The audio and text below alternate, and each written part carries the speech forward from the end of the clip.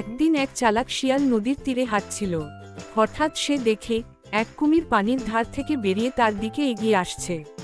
কুমির হেসে বলল, বন্ধু শিয়াল, আমার সাথে নদী পার হও, আমি তোমাকে পিঠে করে নিয়ে যাব।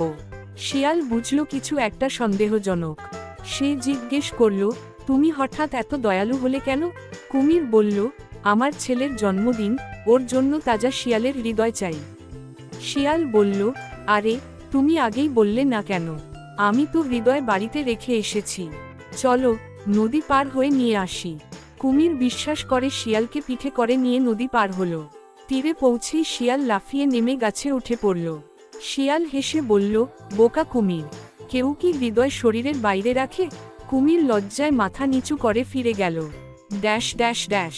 নীতি কথা, বিপদে বুদ্ধির ব্যবহার জীবন বাঁচাতে পারে, আর মিথ্যা ও লোভের পরিণতি কখনো ভালো হয় না।